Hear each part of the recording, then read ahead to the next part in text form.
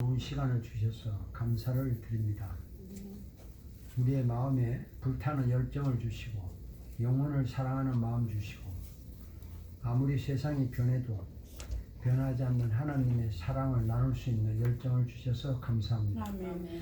그 사랑을 우리는 설교라는 걸 통해서 전달하려고 합니다. 그래서 이 설교를 배웁니다.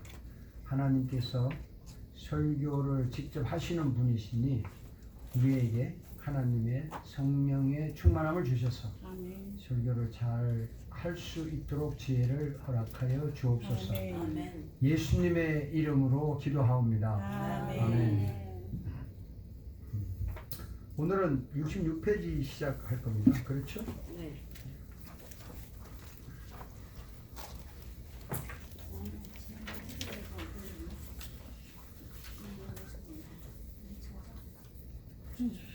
아,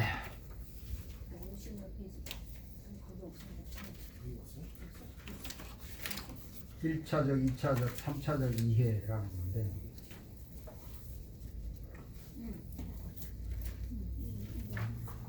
이건 내 책.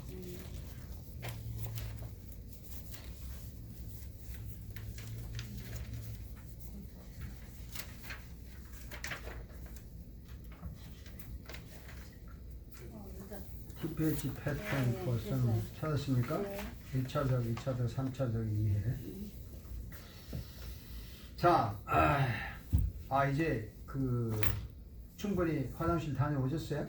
네. 그럼 이제 저에게 집중할 수가 있습니까? 문 네. 닫을까요? 아니 괜찮아요. 괜찮아요? 예, 그건 관계없어요.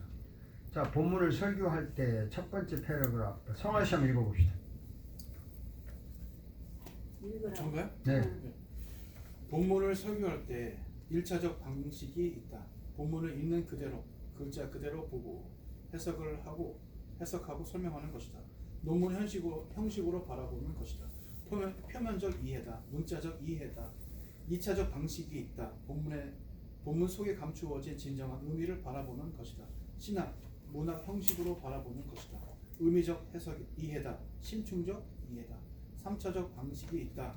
본문 속에 감추어진 저자의 마음을 바라보는 것이다. 저자와 직접 대화하는 형식으로 바라보는 것이다. 저자는 본문을 통해서 만나는 하나님입니다. 신학적 이해다. 영적인 이해다. 네, 이게요. 본문을 가지고 설교하잖아요. 보통 저희가 뭐 제목 설교도 하지만 제목을 설교를 해도 본문을 선택해야 되잖아요. 그래서 본문을 설교하는데 1차적인 방식으로 설교하는 게 있고 2차적인 방식, 3차적인 방식으로 한다는 겁니다.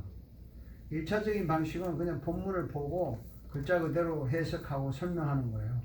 그 사실만 이야기하는 거죠. 표면적 이해라고 합니다. 그래서 이런 경우 있잖아요. 여러분 요한계시록 강의할 때 천년왕국이란 말 들어보셨어요? 네. 그냥 글자 그대로 천년이라고 해석을 해버리잖아요. 그 이제 문자적, 이제 표면적 이해라고 그래요. 그 1차적인 방식의 해석이죠. 2차적인 방식은 뭐냐면, 그 천년이라는 게 꼭 천년이라는 말의 의미보다는 거기에 감춰져 있는 어떤 시간적인 게 있지 않나.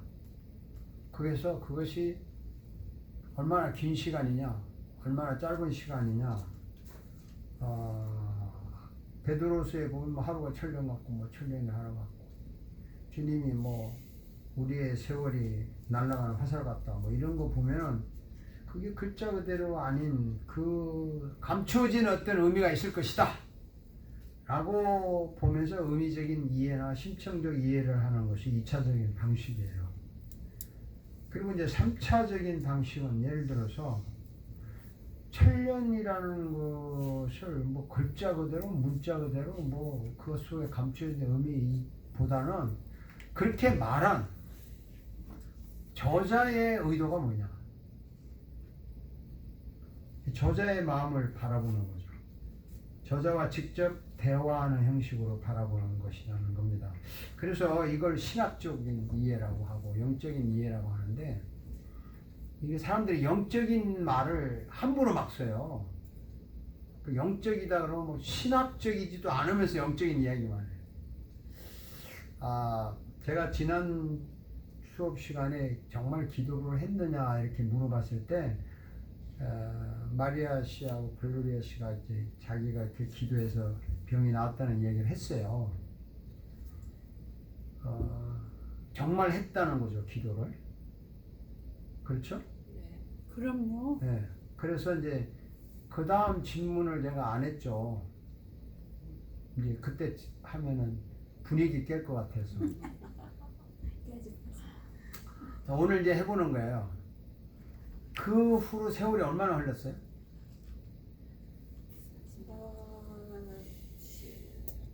아니 아들 나이를 알고 그러지.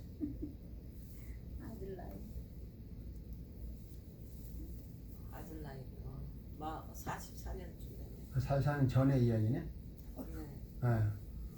그 후로 세월이 얼마나 흘렀어요?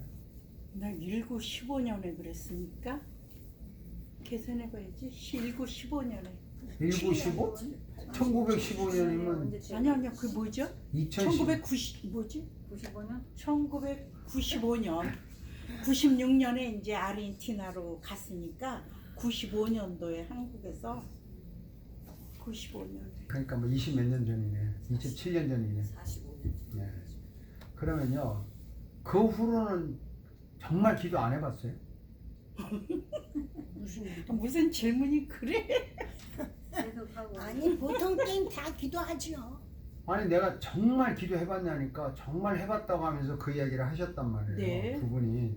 그것만 정말 기도고 그 후로는 지금까지 정말 기도 안 해봤냐고. 그 후로는 이제 난수가 4분의 1밖에 없으니까 간절하게 기도했지만 그 내가 4분의 1 가지고 애를 낳을 줄을 꿈에도 몰랐어요. 그런데 하나님께서 태를 열어주신 거예요.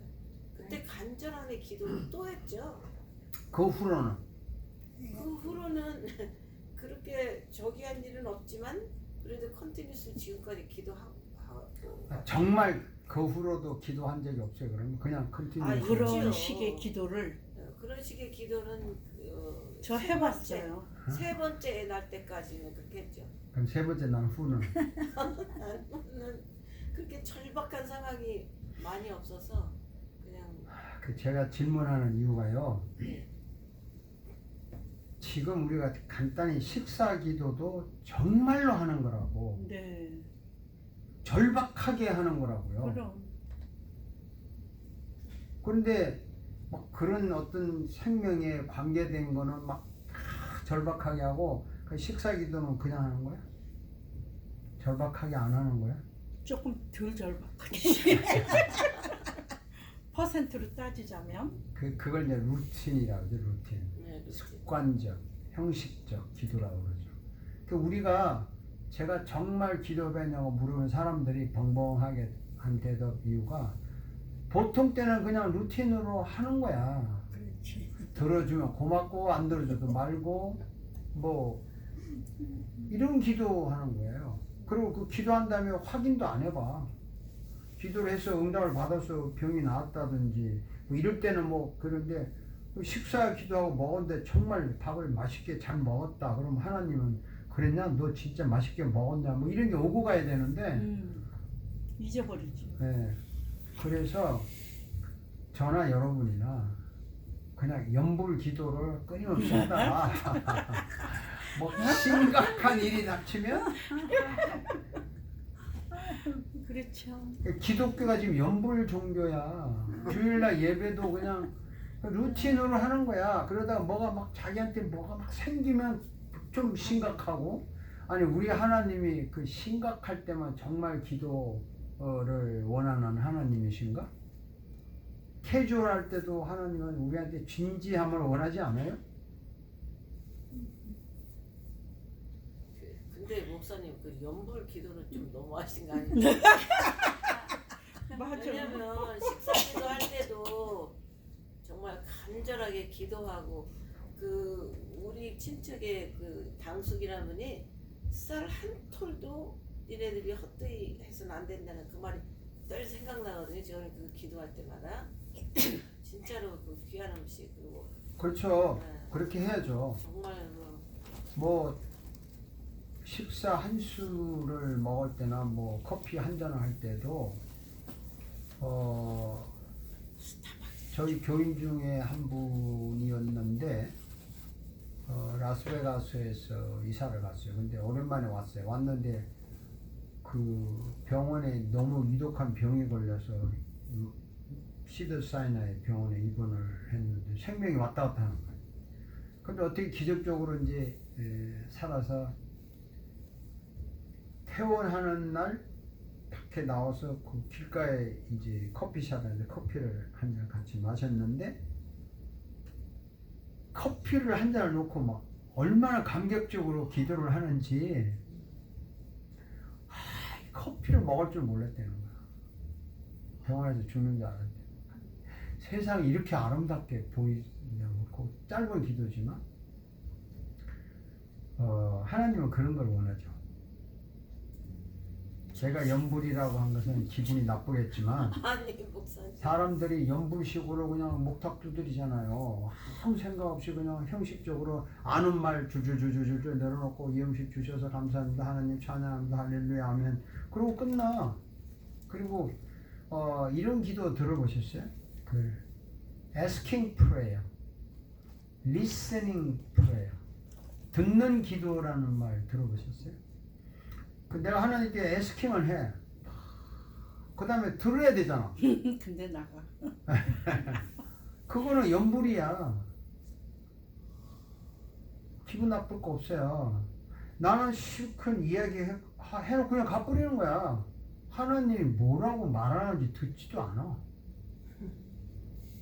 그러면서 뭐 제가 이제 모든 분들 가끔 만나서 이야기할 때 정말 기대하냐고 물어요. 그럼 대부분 어떻게 생각하냐면 뭐 어떤 위급한 순간에 진지하게 막 그것만 생각하는 거야. 하나님 앞에서 정말이라는 단어는 24시간 다 통하는 말이에요. 맞아요. 뭐 하나님이 뭐 심각한 거 너 정말 기도고 그냥 간단하게 식사를 정말 짧게 다 정말 간절한 마음으로 감사합니다 한마디 한 거는 하나님은 너는 그 장난으로 하냐 이렇게 하실 분이 아니라고. 우리가 그 여러분이 잘 아실 코람 데오라는 말 들어보셨잖아요. 신전 인격, in the presence of God. 하나님 앞에서. 하나님 앞에서 뭐 장난이 어딨어. 그렇다고 너무 심각한 것도 아니야. 그냥 하나님 앞에 있는 거야. 그러니까 심각하다는 말도 이상하고 그냥 뭐 형식적인 것도 이상하고 정말 하나님 앞에 있기 때문에 정말 이야기하는 거라고 하나님. 아멘. 그런 의미로 이해를 하시라고 물어본 거예요. 우리가 지도자가 될 뿐이잖아. 여러분은 어떤 설교할 뿐인데 설교를 정말로 해야지. 뭐 원고 잘 써가지고 뭐 그냥 그 순간에 막 나는 열심히 했는데 뭐 하나님이 뭐라고 하는지도 듣지도 않고 그냥 지 혼자 잘했다고 교인들 할렐루야 아멘 하니까 좋았다고 간다면 정말 설교한 건 아니지. 이제 이런 그 기가 팍 꺾여요 이 말 하니까 갑자기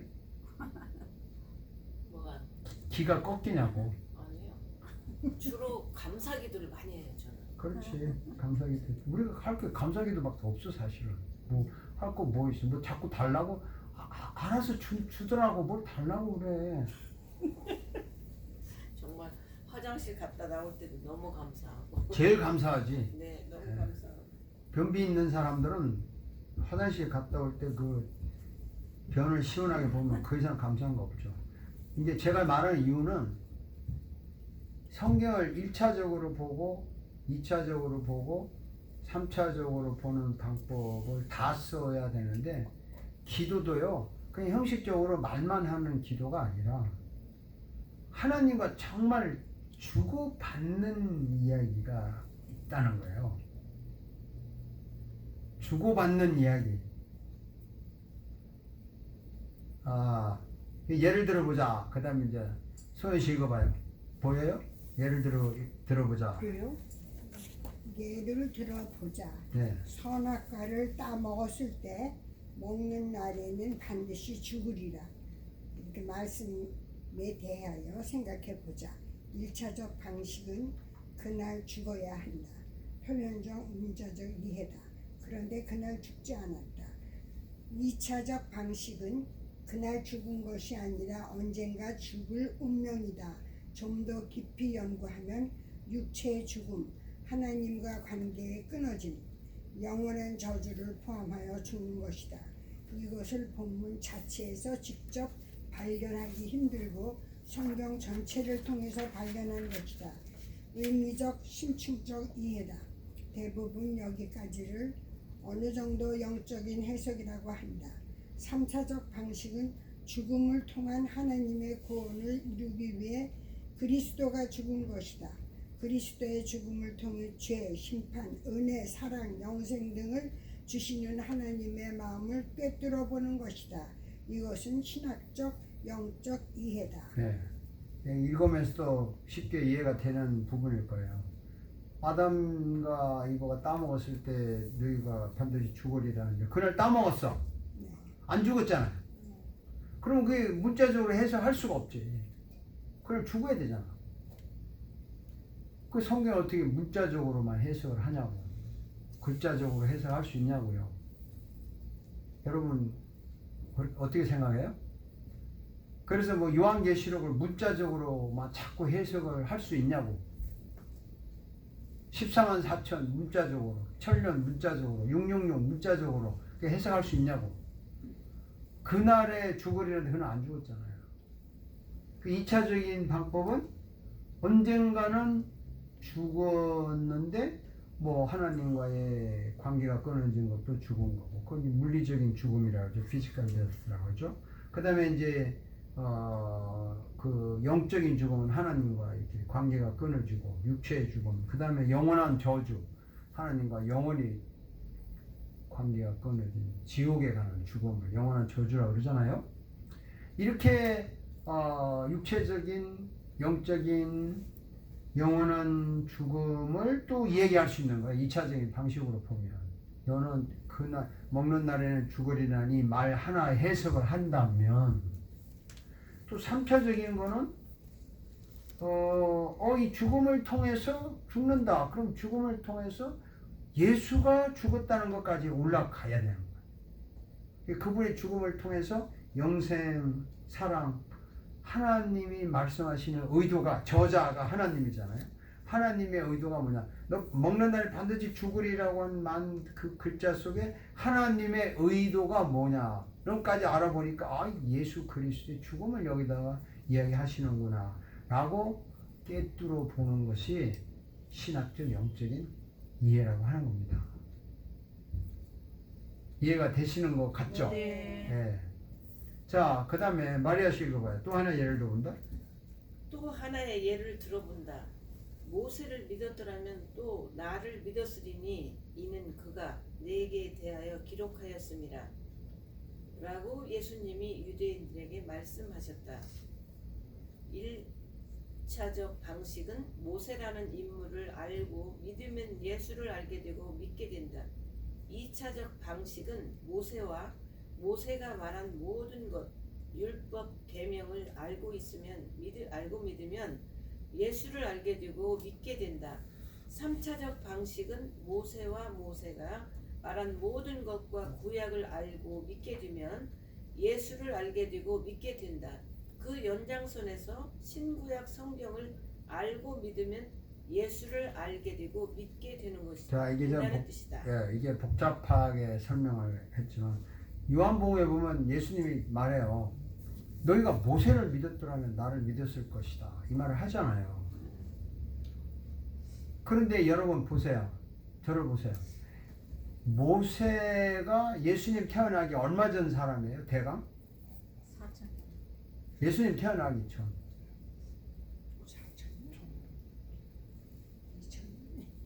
4천. 예수님 오시기 전에. 한 3천 년. 이게 엇갈리는구나. 목소리 큰 사람 걸로 해줄까요? 나는 그런 거 하나도 계산할 줄 모르니까 가만히 있어. 예수님 태어나기 약 1500년 전이지. 출애굽 연대가 BC 약 1444년경으로 보통 보잖아요. BC. 그러니까 예수님 태어나시기 전 1400년 전, 1500년 전 그렇게 보는 거예요. 그러면 모세가 출애굽하면서 하나님께 받은 계명, 그 후로 이제 구약 성경이 BC 400년까지 내려왔잖아요. 그러면 약 1000년 동안 쓰여진 구약 성경이라고. 근데 그걸 이제 유대인들은 믿는데, 특히 유대인들은 그 모세 오경, 창세기, 출애굽기, 레위기, 민수기, 아주 뭐 토라라고 해서 뭐 철저하게 믿잖아요. 펜타투키라고. 근데 유대인들이 그거를 1500년 동안 연구하고 믿었어요. 그래서 율법학자, 사두개인, 바리새인이 도사들 아니요, 제사장들을. 그 사람들이 모세가 가르친 걸 믿었더라면, 그리고 모세를 정말 믿었더라면 나를 믿었을 거다 이 말이야. 나를 믿었을 거야. 이는 그가 모세가 내게 대하여 기록했다는 거야. 그러니까 모세 율법이 예수에 대해서 기록했다는 거예요. 아멘. 그러면 율법을 정말 연구하면 예수를 알 거 아니에요. 그래서 예수님이 이 땅에 딱 왔을 때 알아봤을 거 아니야. 근데 못 알아봤잖아. 네. 그렇죠? 그러면 예수님이 이렇게 1차적으로 말해요. 네가 모세를 알았더라면 그냥 나를 알 수 있어. 이게 1차적인 해석이야. 글자 그대로. 모세를 믿었더라면 나를 믿을 수 있어. 1차적인 해석이고, 2차적인 방식은 야, 모세가 말하는 걸 믿었다면, 계명이든 뭐든 그걸 믿었다면은 넌 나를 알고 믿게 돼. 그 2차적인 거예요. 모세라는 인물과 모세가 말한 거 다 포함해서. 또 3차적인 방식은 모세가 말한 것과 연관성 있는 구약 성경, 그거를 알게 되고, 그러면 당연히 나를 믿게 돼. 결국에 신약 성경, 구약 성경까지 다 알게 되면 나를 믿게 된다 이 얘기거든요. 그런데 질문할게요. 1500년 동안 모세를 연구했는데 예수를 왜 안 믿었어? 예수를 덮어놓고. 예수가 자기네 알면서도 안 믿은 것 같아요. 알면서? 오케이. 알면서도 안 믿었어. 알고 안 믿었네. 나쁜 놈이네. 근데 1500년 연구, 이해를 못한 거죠.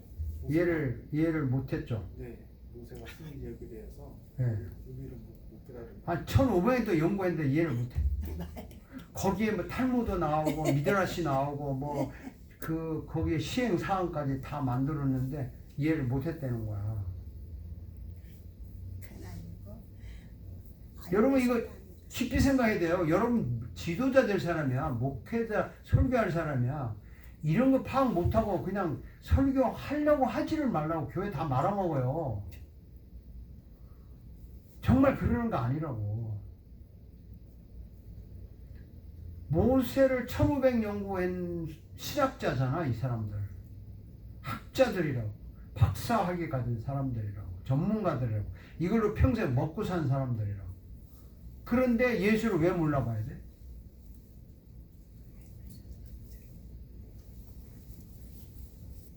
하나님 주권 속에서 믿게 한 자들만 믿게 돼 있어. 하여튼 에요. 왜 성경에 그런 말씀 나오잖아요. 예수님이 왕으로 될까봐 자기네들이 자기 뺏길까봐 권세 뺏길까봐. 그거는 헤로드 같은 사람들이 하는 거. 율법학자들이 왜 몰랐냐 이 말이야. 알면서도 글쎄 아니 그 알면서가 아니고. 아니야, 진짜 종교적인- 몰랐을 거야. 왜 그렇게 왜냐면 목사님 하나님 거에- 예정 가운데 자, 예정을 그런 데다 쓰는 거 아니야. 자, 이런 말 들어봤어요? 어떤 분이 개구리형 있죠, 개해형. 네. 왜 시골에 어릴 때 시골에서 한국에서 시골에 사는 사람들은 이해를 할 거야. 그럼 내과에서 개헤엄 치고 저수지도 건너가고 또 뭐 여기 수영장에도 처음에는 뭐 개헤엄식으로 팔딱팔딱 하는 거 아니에요? 개구리 헤엄이지. 아 개구리 헤엄. 그럼. 어쨌든 개헤엄이라고도 해요. 근데 개헤엄 또 있어. 우리도 개헤엄 쳤죠. 개형은 이렇게 치는 거고 네. 개구리 형은 헤엄이 이렇게 치는 치는 거고. 맞아. 네. 뭐 어쨌든 간에 처음에 개형 치죠. 뭐 그렇게 해서 저수지도 건너가고 동네 어릴 때 많이 했어요. 근데요 그거 가지고도 웬만한 적은 강 같은 거 다 바다에 빠져도 그거 쳐도 안 빠져 죽어. 살아나와요 개헤엄. 근데 이 사람이 이제 개헤엄을 해서 자기 동네에서는 그게 챔피언이네. 그거 가지고 저수지 조그만 저수지 같은 데 가서 막 하고 하는데 전에 아들이 이제 좀 커가지고 수영을 한 이놈이 그런 거 안 배우고 그 외 정식으로 수영 강사한테서 이제 진짜. 배운 거야. 한 6개월 배워가지고 아버지 한번 시합 한번 하자. 새끼 네가 6개월 해가지고 나하고 이길 수 있어? 해보자. 했는데 6개월짜리가 이긴 거야. 자기는 거의 뭐 청년 어릴 때부터 해가지고 아버지 되고 하니까 그래도 경력이 한 40년 이상은 개he엄 전문가인데 젖대는 거죠. 무슨 말을 하고 싶게요 내가? 제대로 배워요. 그럼요. 그냥 열심히 배운다고 되는 거 아니야. 제대로 배워야 돼. 열심히 기도하고 열심히 금식하고 열심히 예배하고 열심히 성경 읽는다고 이해되는 게 아니에요. 1500년 동안 그렇게 열심히 거룩하게 그 성경 필경할 때는 그 엘로힘이 하나님 찍을 때는 하나님이라도 못 붙잡고 밑에 점 찍어갖고 아도나이 이렇게 하고 그 한자 찍을 때는 붓도 새로 빨아서 하고 샤워하고 이렇게 거룩하게 했는데 정말 제대로 연구를 안 했다 이 말이에요.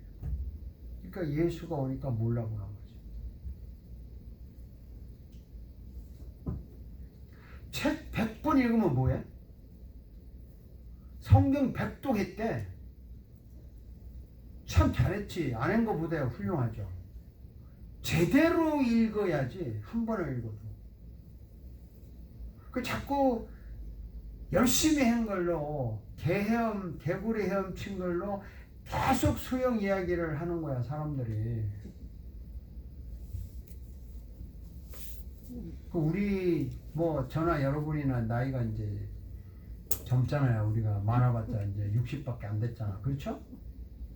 한참 젊은 거죠? 할렐루야. 네? 저긴 60도 안 됐어. 아 여기는 뭐 40 된 거 같고. 아멘. 근데 여러분 60살 된 사람 고치려면 몇 년 걸려요? 60년. 60년 걸려. 그러니까 여러분들이 혹시 제대로 안 배운 거 있다면 고치려면 60년 걸려야 돼. 진짜로 힘들어요. 그러니까 우리가 뭔가 하나 이 뭐 스마트폰 배우는 거야 이런 거야 금방 배우지만요. 이 지식의 프레임, 이 성경을 바라보는 이거요. 자기 어릴 때 배운 스타일을 그냥 가면서 신학교 다녀. 그렇게 다니면서 그냥 설교 들어. 그리고 결국 그 스타일로 가. 그 우리가 개혁을 해야 된다. 교회는 개혁을 해야 된다. 고쳐야 된다. 말을 하면서 자기 하던 습관대로 다 하면서 고쳐야 된다고 떠들어요. 성경을 제대로 이해하는 법을 몰라요. 이 1차적, 2차적, 3차적 제가 이야기한 이유가 있다고. 그 단순히 뭐 유식하게 하는 게 아니에요. 성경을 글자 그대로 문자 그대로 그냥 시적으로 문학적으로 역사적으로 해석해. 앞뒤로 안 맞게 이런 과정을 거쳐서 신학적으로 영적으로 저자인 하나님의 마음을 만날 때까지 성경을 연구해야 돼요.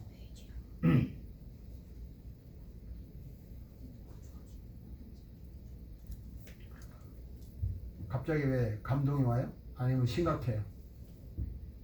아 이제부터 스피드로 갈 수 있을 것 같아요. 아, 교수님을 만났기 때문에. 아니 그 정말 그 개헤엄 가지고는 국제 게임에 못 나가. 동네 저수지에서 왔다 갔다 하고 끝나요. 근데 그 열심히 한 것이 대단한 거로 착각하지 말라고요. 열심은 당연히 해야 되지만 제대로 열심히 해야지. 골프 쳐요? 골프 가봤어요? 골프 칠 줄 알아요? 아들이 선수인데 그래서 쳐요? 아들이 골프를요. 요즘에 골프도 뭐 코치가 뭐 각도 방향 뭐 이렇게 해서 코치를 해서 하는 사람하고 지 혼자 필드에 나가서 돈 주고 열심히 막 하루 10시간 치면서 안 돼. 안 되지. 네. 제대로 배워야 된다. 우리 아들한테 한 번만 배우면 확 달라져. 뭐 어쨌든 제대로 가르치니까 배우겠죠. 그래서 지금 말 잘하셨어요. 제대로 알려면 제대로 가르치는 사람한테 가야 돼요. 그럼 그래서 전문가한테 가야 돼요. 요즘에는 지 혼자 잘난 척해서 절대로 되는 법 없어요. 비즈니스 하는 사람은 비즈니스 전문가한테 들어보고 예? 또 뭐 노래하는 사람 노래 전문가한테 들어보고 지금 세상에 그러니까 자기 혼자 그냥 열심히 믿습니다 할렐루야 해서 영혼들 다 죽이지. 우린 참 희망적이에요 이제. 그럼요. 네. 그치? 네, 희망적이죠. 네. 왜냐하면 제대로 배우니까. 네네. 할렐루야. 나는 이 모세를 믿었더라면 나를 믿었으리니 이걸 가지고 이런 제목으로 설교한 적이 있어요. 1500년이 사라지다. 이런 제목으로 했어요. 1500년 동안 싹 무너진 거야. 예수님 한마디로 니 모세를 알았더니 나를 왜 못 믿어? 1500년 헛짓한 거 아니야.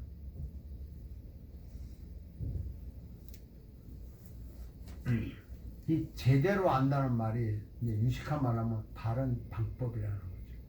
바른 방법. 그러니까 열정 플러스 바른 방법을 가져야 제대로 가는 거예요. 그래서 여러분 있잖아요. 이 아무데나 이렇게 쫓아다니면 안 돼.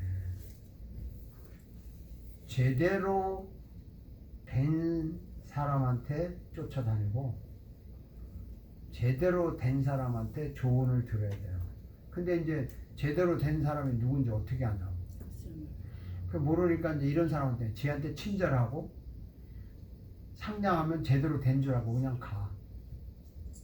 요즘은 이제 또 그것도 모르니까 우선은 이제 이름이 유명한 사람이면 좀 괜찮겠다고 찾아가는 거 아니에요? 그걸 이용해서 이제 애드버타이즈, 커머셜이 이제 선전을 히트 해가지고 뭐 그런 거죠 뭐. 어쨌든 간에 모세를 믿었다면 예수를 믿게 되어 있어요. 누구든지 성경을 제대로 읽고 배웠다면 예수님을 믿게 되어 있어요. 정말 믿게 되어 있어요. 근데 우리 그 현실적인 이야기라면 제가 말씀을 드렸나 모르겠네. 그 포항에 공대가 있죠, 한국에. 포항이죠 아마? 근데 거기 그 유전공학을 연구한 교수님이 계신데 여기 버클리에 나왔어요. 근데 버클리 다닐 때 대학생들 모임에 그 성경 공부에 참석해서 성경을 배울 때 근데 유전공학을 하니까 창세기에 대해서 연구를 엄청나게 한 거예요. 그래가지고 뭐 히브리어도 좀 할 줄 알고 막 그래. 그래서 성경을 몇 번 읽었냐니까 5번을 읽었대요. 아주 창세기 같은 거. 근데 교회 안 다녀. 예수 안 믿어.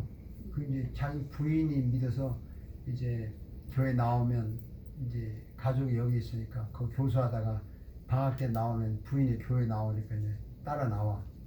교회 뒷자리에 앉아 있어. 이제 최 교수님. 최 교수님 그래도 하나님 안 믿어져요. 나 안 믿어져요. 안 믿는데 뭐 믿는 척 하냐 이거지.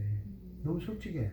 솔직한 건 좋은데 창세기 그렇게 연구했다면서요. 히브리어도 하고 뭐 헬라어는 아니지만 구약 성경 그렇게 많이 읽었다는데 그거 안 믿어져요? 안 믿어진대. 제대로 못 본 거지. 자, 그 다음에 글로리아 씨 읽어봐요. 어디죠? 1차적에서 2차적, 3차적으로 비약하거나 도약하는 것은 비성경적이 아니다. 오히려 성경 전체의 종합적 의미를 더욱 깊이 파헤친 것이다. TPH 패턴은 1, 2, 3차 방식을 사용하면서 예수 그리스도를 설교한다. 이러한 방식을 관찰, 분석, 의미, 형이상학이라는 관점으로 이해하는 학자들도 있다. 케빈 벤 후설 같은 신학자는 그런 의미에서 삼위일체적 해석이라고도 한다. 그러니까요. 네, 잘 읽으셨어요. 1차적, 2차적, 3차적으로 이렇게 하는 게 뭐 그냥 비약이 아니고 이게 정당한 방법으로 한다는 거예요. 그러면서 결국에는 마지막에 누구를 만나냐? 예수를 만나게 돼.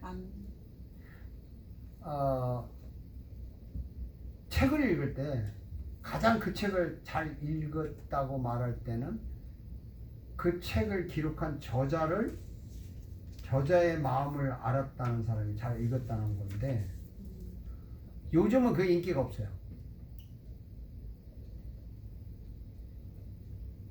인기가 없다니까. 저자의 마음이 뭐가 중요해? 내가 마음에 들면 좋은 책이고 마음에 안 들면 안 좋은 거지. 독자가 주인이야 지금은. 그래서 뭐 독자가 싫어한다면 그 책 안 팔리잖아요. 그래서 제가 오늘 그 문학하는 사람에게 물어봤어요. 요즘에 그 문학의 장르가 없어졌대. 문학의 장르가 없어졌대요. 신지, 산문인지, 수필인지, 서사인지, 소설인지, 요새는 또 그 짧은 소설이 나와가지고 반페이지짜리 소설도 있어요. 뭐 그런 것도 나와. 인기가 좋아. 그 왜 그러냐니까 지하철 타고 가면서 이 스마트폰으로 그 잠깐 사이 읽을 수 있는 시간의 내용으로 만든 소설들이 인기가 좋대요. 결국 누구를 위해서 쓴 소설이냐면 독자를 위해서 쓰는 말이에요. 그래서 이제 그분이 아니 그럼 독자를 위해서 쓰기 때문에 자기의 중심보다는 독자 좋아하는 쪽으로 가는 거면은 쓸 필요가 있느냐라고 물었더니 자기 이렇게 생각한대요. 자기 글을 한 사람이라도 읽었을 때 비로소 글이 발표된 거지 아무도 안 읽으면 그게 무슨 글이냐 이거야. 요즘 문학이 이렇게 흘러가더라고요. 자, 그러니 여러분 생각해 보세요. 여러분 생각은 어때요?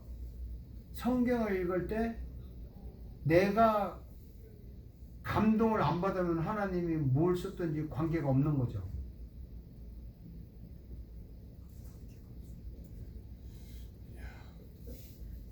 그렇지. 관계가 하나님과의 나와의 관계니까. 내가 성경에도 감동이 없으면 나하고 관계 없는 거지 하나님이. 그럼 이건 하나님이 쓴 책이라고 뭐 생각할 필요도 없는 거예요? 하나님 쓴 책이니까. 인정은 하지만 쓴 책이니까. 네가 썼지만 나는 감동이 없으니까 별거 아니야?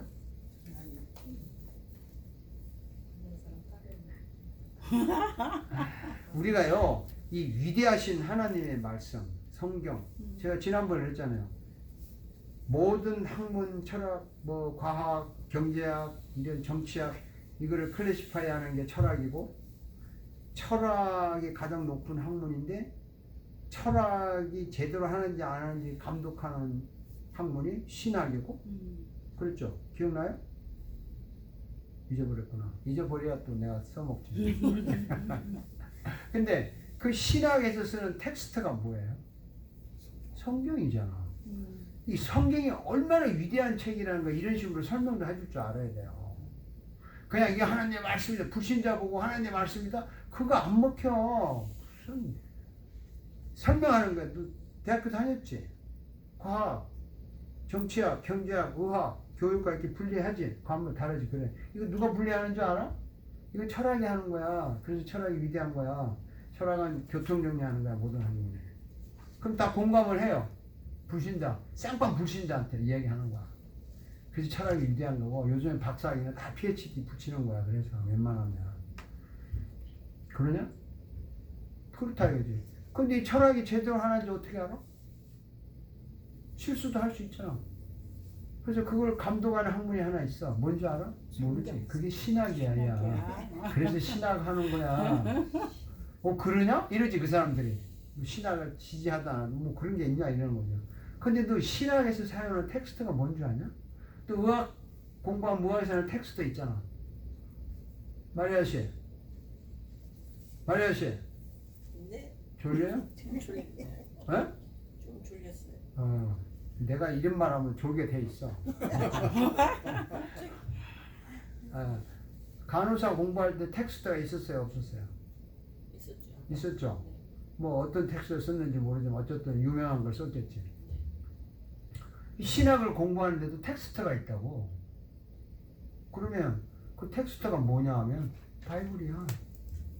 성경이 이렇게 위대한 책이라고 이렇게 이야기할 수 있어야 돼, 불신자는. 그 네가 믿거나 말거나 그런 거야, 이론상으로. 그러고 내가 간호원 공부했는데 이 간호원 책, 이 책이 그래도 가장 권위가 있어. 이거 가지고 공부했어. 그 말은 할 수 있잖아. 그럼 말은 먹히잖아. 지가 믿든 안 믿든. 그 우리는 무조건 성경 하나님 말씀을 믿어라 이렇게 하는 식이 아니라니까. 좀 지혜롭고 이 시대에 맞게 말을 할 줄 알아야 돼요. 말을 못해도 너무 힘들게 할 필요도 없어요. 그래도 그 정도 해줘야지. 믿거나 말거나. 니꺼나 뭐. 세계에서 가장 베스트셀러가 뭔지 아시죠? 바이블이지. 바이블. 그래? 바이블. 바이블. 그래서 내가 이제 안 믿는 친구들 보고 그래. 야, 성경 읽어봤나? 야, 그거 교회 다니는 데 있는 거잖아. 야, 임마. 베스트셀러 정도는 읽고 임마 대학을 나왔다고 해. 쪽팔리지 않지. 소위 대학 나왔다는 놈이 베스트셀러도 안 읽어보고 뭐 대학 나와? 에이, 쌍놈 새끼야. 막 이런다고 내가. 그러면 얘가 막 이래. 너 쌍놈이지. 맞아. 아니 이 베스트셀러를 네가 예수 믿고 안 믿고 떠나서 떠나서. 그래도 현대를 사는 지성인이라면 뭐 최소한 베스트셀러를 읽어보고 어디 술집에 가서 이야기할 때 대화거리가 생기잖아.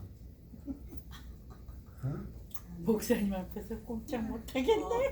그걸요 신학에서는 뭐라는 줄 알아요? 그걸 변정학이라고 그래. 변증아. 변정학이 뭐 별다른 학문 같지만 그런 거예요. 그리고 너 이 세계에서 셰익스피어 문학 알지? 그럼 대강 안 돼. 그 몇 개 국어로 번역된 줄 알아? 잘 몰라. 그 영어 그 영국에 이랬잖아요. 내가 영국하고 바꿀 수 있는다면 셰익스피어하고 킹 제임스의 버전 두 개밖에 없다. 누가 그런 말을 했어. 영문학의 극치 아니에요. 근데 셰익스피어 몇 개 언어로 번역된 줄 알아? 그럼 잘 몰라. 나도 잘 모르지만 적어도 30개 이상 언어로 번역이 된 거야. 그만큼 유명한 거야. 너 그거 읽거나 봤어? 아, 뭐 했니? 맥베스, 로미오 줄리엣? 아이고 똑똑하네. 근데 너 세계 언어가 몇 개인 줄 알아? 이렇게 물어봐요. 그럼 잘 모르죠. 언어가 몇 개예요? 인간 쓰는 언어가 몇 개나 있을 것 같아? 한 250. 250개. 소혜 씨. 그 정도 돼. 그 정도. 성아 씨. 글쎄요. 언어가 몇 개인데 글쎄요가 어디 있어? 대강 짐작을 해야죠. 글쎄요. 글쎄요. 1000개는 좀 넘어가죠. 1000개. 예. 오케이. 마리아 씨는 250. 250개. 리빙스턴 씨. 아니 모르겠다. 대강 모르겠다면 답이 안 돼. 추측을 해봐야지. 한 300개. 300개. 보라 씨. 30개? 아니 50개? 50개? 내가 50. 유디 씨가.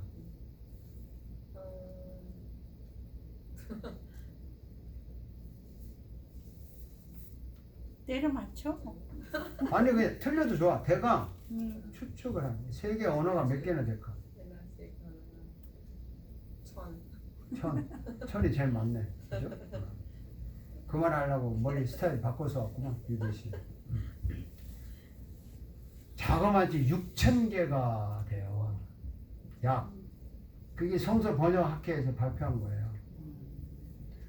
6000개 중에 뭐 제가 통계는 잘 모르지만 신구약 완전히 번역된 언어 약 2000개가 돼요. 그리고 쪽보음으로 한 거는 한 4, 5천 개 돼요. 지금도 그 위클리프도 계속 번역하잖아요. 그러면 야 유명한 셰익스피어도 며칠 뒤에 그거로 번역되고 그러는데 야 몇천 개의 언어로 번역된 랭귀지로 번역된 책이 뭔지 아냐 너? 그게 바이블이야. 그냥 그 정도로 알고 읽기나 해봐. 이렇게 말할 수 있어야 돼 우리가. 나 뭐 교회 다니는 게 있는 게 아니고 나도 현대를 사는 지성인이라서 그 정도 언어로 번역되고 베스트셀러는 한 번쯤 읽어봤다. 이런 말을 할 수 있어야죠. 그냥 무조건 성경 읽어라 뭐 영생이 있다 이렇게 말하면 항상 이 시야가 좁아지는 거예요. 그래서 이제 이렇게 성경에 대한 그 위대함을 여러분들 알고 이 성경을 읽을 때요 이걸 기록한 저자가 누군지 아시죠? 예? 하나님이잖아. 근데 이 저자가 지금 어디 있어요? 우리 안 계십니다. 예수 마음 내 안에. 내가 너무 뻔한 걸 모르니까 기가 차서 대답을 안 하시는 거예요. 저자가 지금 살아있죠. 네, 아멘. 셰익스피어 책을 연구하면 연구하는 사람들이 이 사람이 그때는 이 글을 쓴 걸로 봐서 심리적으로 뭐가 이랬을 것이다 아니면 이랬을 것이다 뭐 맥베스의 비극을 보니까 얘가 뭐 자기 왕을 죽이고 나니 뭐 이랬을 것이다 뭐 이런 게 깔려 있다고요. 그 우리가 분석을 해가지고 이제 셰익스피어에 대한 이야기를 쫙 해서 또 박사학위도 받고 이러는 거야. 근데 그 사람이 이렇게 연구했다 그러면 글러시에 보고 네 연구가 맞아 틀려 반박을 할 수 있어요 없어요? 네? 알면 반박하지. 못하지. 뭐 알아요. 많이 살아. 모르니까 네가 연구했다니까 그런가 보다 믿는 거 아니야. 근데 이제 내가 셰익스피어를 이런 식으로 연구를 했어. 걔는 우울증이 있는 사람이고 상당히 예리하지만 신경질적이다 이런 글을 보면 그랬다 막 쫙 분석을 했더니 그게 이해가 되는 거야. 그럼 내가 셰익스피어를 연구한 것을 읽고 글로시가 이해를 해서 딴 또 이야기를 해. 그래서 이제 근데 갑자기 성화씨가 나타나서 셰익스피어 그런 거 아닌 것 같아. 내가 보니까 걔는 굉장히 돌발적이고 굉장히 강력하고 꼼꼼한 게 분명해. 로미오의 줄리엣 그게 비극이지만 아주 대단한 거야. 해서 또 그렇게 쫙 인기가 좋아. 그러니까 저번에 또 그 분야 연구했다는 거야. 근데 이분이 또 좋아하는 거 또 마리아 씨가 맞는 것 같아. 그걸 따라가. 그래서 조성학파의 셰익스피어, 성화학파의 셰익스피어 이렇게 나뉘는 거야. 그래서 서로가 이제 잘났다고 떠드는 거야. 그런데 그렇게 될 수밖에 없는 것은 셰익스피어가 죽었기 때문에 물어볼 수가 없어. 성화 씨 말이 맞기도 하고 내 말도 맞는 거야. 왜? 저자가 죽었으니까 할 말이 없어. 그렇지만 성경은 저자가 살아있기 때문에 내 마음대로 해석을 했든 내가 어떻게 했든 마지막에는 저자한테 물어봐야 되는 거 아니에요? 당신의 뜻이 이거였습니까? 라고 물어봐야 되는 거 아니냐고. 왜? 저자가 살아있으니까. 죽었다면 몰라도 살아있으니까 물어봐야 돼. 그래서 성경을 읽을 때 항상 기도를 해야 되는 거고, 제가 지난번에 설교를 한 후에 하나님과 이거 설교가지고 기도하라고. 저자가 살아있는데 내 맘대로 막 해가지고 하면 안 되잖아. 그래서 그 다음 보라씨 읽어봅시다. 설교자로서 성경을 보는 대로. 설교자로서 성경을 보는 태도. 이미 언급했듯이 설교자로서 성경을 보는 태도에 대해서 말씀드린다. 성경은 논리적이지만 논리학이 아니다. 철학적이지만 철학이 아니다. 문학적이지만 문학이 아니다. 언어적이지만 구문학이 아니다. 윤리적이지만 윤리학이 아니다. 역사적이지만 역사학이 아니다. 변증적이지만 변증학이 아니다. 심리적이지만 심리학이 아니다. 따라서 성경은 어떤 학문에 얽매이지 않는다. 성경은 이 모든 학문적인 것들을 하면서도 세상 전문 서적처럼 학문적으로 다루어야 할 내용이 아니다. 다루어야 할. 예, 할 맞아요. 자. 설교자는 지금 살아계신 저자가 지금 시대를 초월해서 하시는 말씀으로 성경을 본다. 설교자는 예수를 만나기 위해 성경을 본다. 설교자는 주님의 이야기, 주님의 행하신 이야기, 주님이 사람에게 그리고 나에게 행하는 이야기를 하기 위해서 성경을 본다. 이해를 돕기 위해서 다시 한번 언급한다. 티칭을 자연계시, 프리칭을 특별계시, 힐링을 영화, 성화로 설명한 것을 기억하면 좋을 것이다. 자, 잘 읽으셨는데요. 제가 계속 지루하게 반복한 말이 있죠. 논리적이지만 논리적이 아니다. 철학적이면 철학이 아니다. 이 말 계속 반복한 이유가 뭘까요? 내가 저자야. 이걸 쓴 저자니까 여러분이 저자의 마음을 한번 읽어봐요. 내가 지금 살아있어.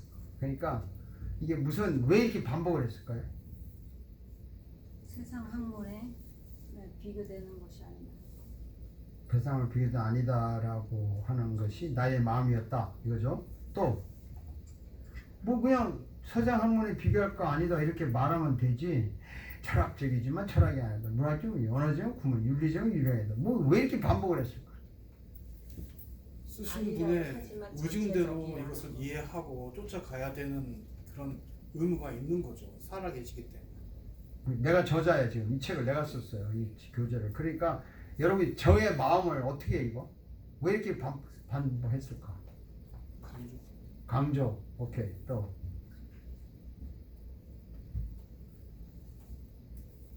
이게 생각을 해봐야 되는 거예요. 아니, 왜 이렇게 썼을까? 네? 왜 쓴 것 같아요? 학적이라는 것은 아니지만 전체적 그것이 아까 아니지만의 전체적인 사실은 이란 사실이라는 거예요. 그렇죠. 그렇죠. 예. 아니지만 다 포함한다는 걸 이야기하고. 그러니까 이 성경이라는 것은 세상의 모든 학문을 다 포함하지만 그것으로 판단해서는 안 되는 거고 그거를 초월한 걸 가지고 있다는 걸 이야기하는 거예요. 그러니까 여러분 성경을 이야기할 때 철학적인 말도 할 수 있어요. 문학적인 말도 할 수 있어요. 과학적인 이유도 해야 돼요. 윤리적인 것도 해야 되지만 거기에 주저앉으면 안 되는 거야. 근데 오늘날 설교를 할 때 보통 윤리적으로 설교 끝나지 않아요? 보통 뭐 그러니까 우리는 이렇게 삽시다. 아니면 적용 이렇게 합시다. 그리고 이제 마지막으로 뭐 그렇게 하기를 뭐 주의 이름으로 축원합니다. 뭐 이렇게 마치지 않아요? 그러니까 윤리적으로 마치면 설교가 아니야. 그건 윤리학 강의예요. 철학적으로 마치면 설교가 아니야. 그건 철학 강의지. 그걸 포함해서 이야기를 해야 되는 거예요.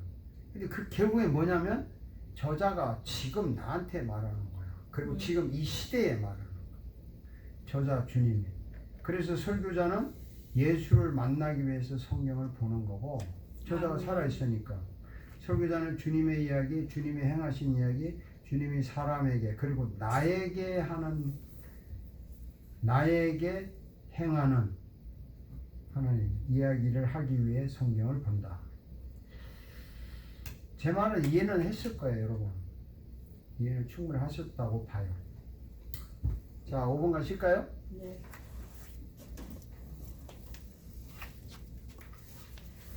프리칭 파티 핵심. 산마다 가장 높은 하나의 정상이 있다. 정상으로 가는 길은 많고 다양하다. 프리칭 파티에서 정상은 예수 그리스도다. 정상으로 가는 길은 본문과 본문에서 발견한 주제다. 정상으로 가는 길, 본문과 주제마다 특징과 특성이 있다. 그럼에도 그 길, 본문과 주제는 정상인 예수 그리스도를 만나는 길이다. 정상에 도달하기까지는 아직 등산이 끝나지 않았다. 예수 그리스도에게서 끝나기까지는 설교가 끝나지 않았다. The preaching does not end until it ends with Jesus Christ. 주제와 본문에 맞는 예수 그리스도를 발견하기까지는 preaching 파트가 끝나지 않았다. The preaching part does not end until we found Jesus Christ's death, fits in the subject and text. 이것이 preaching 파트의 핵심이다. 네, 오케이. 여기 이제 이게 설교할 때 프리칭 파트가 핵심인데 제가 이제 성경을 도우기 위해서 말했는데 산에 가면 모든 산이 많은데 정상은 하나밖에 없어. 제일 높은 정상은. 그러면 이렇게 정상에 올라가잖아요. 이 저를 보세요. 저를 딱 보세요. 제가 제스처 쓰는 거 보면 정상에 올라가는데 산 밑에 여기서 올라가는 사람도 있겠죠. 그렇지. 여기서 올라가는 사람도 있겠죠. 다 다르죠. 성경 창세기를 택한 사람, 출애굽기를 택한 사람, 이사야를 요한계시록, 마태복음, 마가복음을 택해서 올라와도 마지막에는 여기 와야 되잖아. 그렇지. 여기. 네, 여기 누가 있어요? 예수 그리스도 있는 거야. 그러니까 이 올라가는 과정이 뭐 길이 꼬불꼬불 할 수도 있고 올라가는 과정에 여러 가지 특징이 있고 뭐 아름다운 꽃도 있지만은 올라오는